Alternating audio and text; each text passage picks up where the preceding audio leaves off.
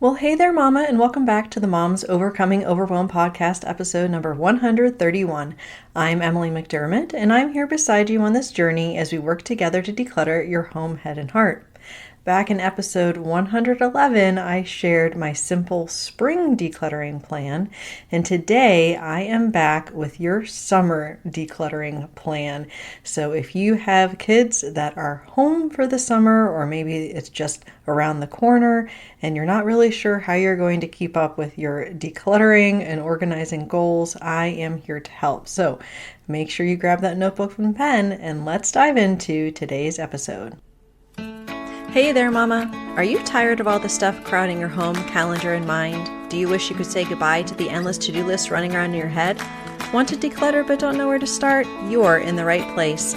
Welcome to Moms Overcoming Overwhelm, where you will find proven and practical solutions to declutter your home, head, and heart. Hi, I'm Emily, a wife, boy mom, and simplicity seeker. I struggled to get pregnant and felt overwhelmed until I discovered decluttering could create the physical and emotional space I needed to become a mom. Now, 2 kids later, I've transformed my life and motherhood by developing simple systems around decluttering, capsule wardrobes, kid stuff, cleaning and tidying, meal planning, time management, and more, and I can't wait to share them with you. If you're ready to reclaim the time and energy you crave, be present with your kids, and finally enjoy the life and motherhood you so deserve, let's kick overwhelm to the curb, shall we? Grab your lukewarm coffee, your notebook and pen, and clear off some counter space. Let's do this. Before we jump in, I just want to thank you for your support of this show, for sharing it, for coming into the free Facebook group at tinyurl.com/moms overcoming overwhelm, and just for being here, because I love creating these episodes and for giving you helpful tips and tricks. And if you haven't left a review for the show, I would so appreciate it, as it helps me reach more mamas that need my help. And if you have an Apple product, you can go ahead and Apple Podcasts to my show, scroll down to where it says leave a review. I read and cherish every single one, and I really appreciate your support. Okay, so everything on this list is spelling out summer, and it's going to stand for one letter in that word, because that's how I like to do things. If you've been around here any length of time, you know that about me. And so the first letter is S, which is schedule, a donation, pickup or drop off, or a weekly day on your calendar to post things on Buy Nothing. I'm pretty certain I had this as my first S in spring in that previous episode, and the reason that I'm reiterating it is because it's so important. Now, when you are in the summer months, obviously things are different. We're going to be talking about that too. It's a different season of the year, but also a different season of life. So it's great to keep yourself accountable and in that continuous rhythm of decluttering. And so if you have a scheduled pickup day, then you can work on some decluttering because you know that there's someone that's going to be coming. Now, for your Buy Nothing group, what might work best is to post something on Wednesday or Thursday, so then you can select who will be the recipient of whatever item that is, and then you can have people pick it up from your doorstep over the weekend. So that would be what I would recommend as far as a day of the week for your Buy Nothing posts.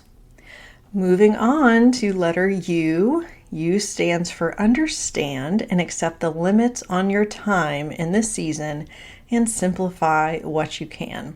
Everything looks different. So maybe instead of school pickup, you have camp pickup at a different place and a different time.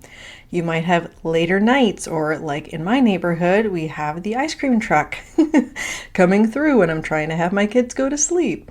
You're spending a lot of time at the pool, or maybe doing play dates at the park, going on vacations. Lots is different. And so just being able to accept that, but then also asking yourself the question we talk about in episode 19, what unnecessary decisions can I remove from my life? And simplifying what we eat, maybe what we wear, what we're doing, anything that we can simplify in this season, let's go ahead and do it, because that is really going to serve us when things are feeling a lot different in the summertime. The next step is M, minimize your spending on the things that you do not need. So perhaps this looks like doing a shopping ban on non-essential things at a store, perhaps like Target, for 30 days if you find that you are doing a lot of unnecessary spending at a place like that, or maybe like a Marshall's or Home Goods or TJ Maxx, those types of places. Maybe it's tracking what you spend over the summer months on clothing or toys, or just being able to see where your money is going. And then recognize where it's hard for you to say no. Maybe it's because of sales or some other reasons, and developing a plan around that. And we have 2 episodes that are great about intentional spending. One is episode 86 about intentional purchasing, and episode 92 about intentional budgeting. So I would recommend you check those out so that you can minimize your spending, not bring all this excess into your home, which means that there's less to declutter. The next M is to make a summer decluttering project plan. And we don't want to overwhelm ourselves, so I would recommend 1 small project and 1 big project for the summer. Obviously more if you can handle that. So a small project might be participating in one of the challenges in the free Facebook group. Maybe it would be helping the kids declutter 1 category, perhaps their books, so that you can utilize the library a lot more in the summer, so maybe you don't need to own as many books. And some big projects might be tackling your garage, working with your kids on a plan for their rooms, which we'll talk about actually in the next step, or something like photos, which I'm actually working on, like a photo scanning project, or going through bins with sentimental items. So coming up with that plan and then understanding when realistically you can get to those things, given the difference in the summer months in your schedule, will really help you feel like you're making sustained progress on your decluttering goals. And next up we have letter E, which is to enlist the help of your spouse and kids while decluttering over the summer. Now there's 2 episodes primarily where we speak to family support.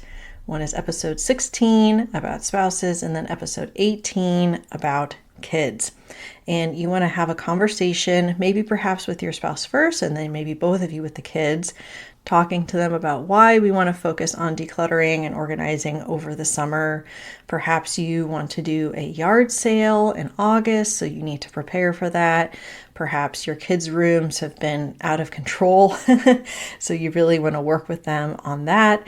And speaking of kids' rooms, or really any other area in the home, you can ask 3 questions that I talk about in episode 42 before you tackle any room in your home, which are: how do I want this room to feel? How do I want it to function? And how do I want things to flow as far as activities in the room? And this is really great for kids just because perhaps right now they have so much in their room that it's not feeling peaceful, it's feeling very cluttered. It can't be functional for the things that they want to do as far as playing or reading or just moving around. And it's difficult to do the flow of normal activities in the room because of it. So you want to get them involved, maybe offer incentives, financial or otherwise. Perhaps if you sell things on Facebook Marketplace, they can get a certain amount of the proceeds of what you sell, or if you have a garage sale or yard sale. Try to be creative and figure out how you can get your kids and your spouse involved.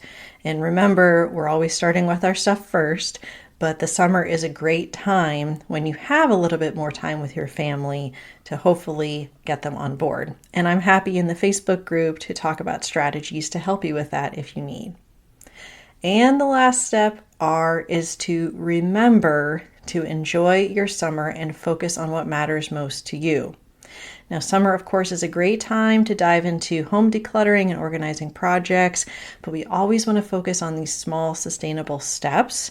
So maybe that is, again, participating in our biweekly challenges in the Facebook group, or perhaps it's setting up a coaching call with me where we can make a customized plan in 1 hour for your summer and how we're going to tackle all of these projects, right? Or in the greater Washington, D.C. area, I can come in person. I would love to help you declutter and organize your home. It would be such a joy for me, a great way that I would love to spend my summer. So let's go ahead and review this summer decluttering plan. The first step is to schedule a donation pickup or drop off, or a day to post things on Buy Nothing. U is to understand and accept the limits on your time and simplify what you can. M is to minimize your spending on things that you don't need and perhaps do a shopping ban if needed on non-essentials. The next M is to make a summer decluttering project plan, one small project and one big project, and more if you can handle it. E is to enlist the help of your spouse and kids with decluttering over the summer, especially maybe focusing on those kids' rooms. And then R is to remember to enjoy your summer and to focus on what matters most to you. On Thursday, we're going to be talking to Jeanette Tapley, and Jeanette is a podcast host and an author and speaker, and we're going to be talking about how to fix broken rhythms in our work and home life, and exactly how we can reassess and intentionally create rhythms that are going to work for the season that we're in. A perfect conversation for summer. So I hope that you have a wonderful rest of your day, and I will see you soon. Bye for now. If you like today's podcast, here's what you can do. Just take 30 seconds to leave me a review. I know you're a busy mama. You're overwhelmed, in fact, but 30 seconds of your day makes such an impact. I'll be blessed by your words. They'll definitely make my day. And who knows, you might be entered for this month's giveaway. In Apple Podcasts, scroll down to write a review. Thanks so much for your time. I'm so grateful for you.